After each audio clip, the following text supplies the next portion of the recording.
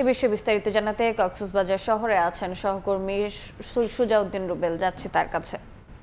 রুবেল, বিএনপির চেয়ারপারসন প্রধানমন্ত্রী তারেক রহমান আজ কক্সবাজারে আসছেন।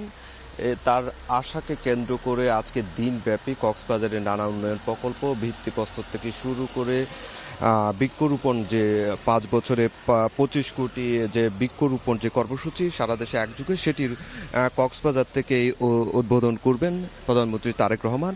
এরই মধ্যে আমরা কক্সবাজার বিমানবন্দরে রয়েছি। বিমানবন্দর কর্তৃপক্ষের সঙ্গে আসলে যেটি কথা হয়েছে, তারা যেটি জানিয়েছে, কক্সবাজারে প্রধানমন্ত্রী তারেক রহমানের যে বিমান, বোয়িং বিমান, সেটি হয়তো 10টার দিকে কক্সবাজারে বিমানবন্দরে অবতরণ করতে পারে।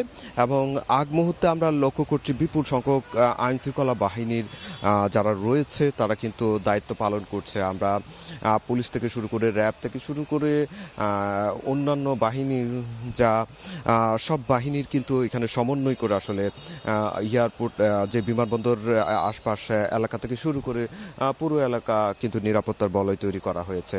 প্রধানমন্ত্রী শুধু কক্সবাজারের যে পিএম খালির পাতলি খালের যে পুনঃখনন, সেই পুনঃখননটি করবেন, উদ্বোধন করবেন। সেই উদ্বোধনের পরপরই কিন্তু তিনি দুলাহাজারা সে সাফারি পার্কে যাবেন। সেখানে সাফারি পার্কে তিনি সংরক্ষিত বনে যে 25 কোটি 5 বছরে বিএনপির যে ইস্তাহার অনুযায়ী যে বৃক্ষরোপণ কর্মসূচি, সেটি উদ্বোধন করবেন। এবং তারপর আমরা এরই মধ্যে লক্ষ্য করছি বিমানবন্দরে যারা সরকারের, বর্তমান সরকারের যারা গুরুত্বপূর্ণ মন্ত্রী রয়েছেন, স্বরাষ্ট্রমন্ত্রী থেকে শুরু করে পানি সম্পদ প্রতিমন্ত্রী থেকে শুরু করে প্রায় 7 থেকে 7 জন মন্ত্রী প্রতিমন্ত্রী রয়েছেন, তারাও কিন্তু প্রধানমন্ত্রীকে বিমানবন্দর স্বাগত জানানোর জন্য হাজির হচ্ছেন। সেই বিষয়গুলো আসলে আমরা লক্ষ্য করছি। প্রধানমন্ত্রী দুলাজারার যে বৃক্ষরোপণ কর্মসূচি উদ্বোধনের পরপর কিন্তু তিনি জুলাই শহীদ ওয়াসিমের কবর জিয়ারত করবেন। সেখান থেকে পেকুয়া পৌরসভা এবং মাতামুহুরী নতুন উপজেলা যে ঘোষণা করা হয়েছে, সেই ঘোষণার এবং থানার ভিত্তিপ্রস্তর স্থাপন করবেন।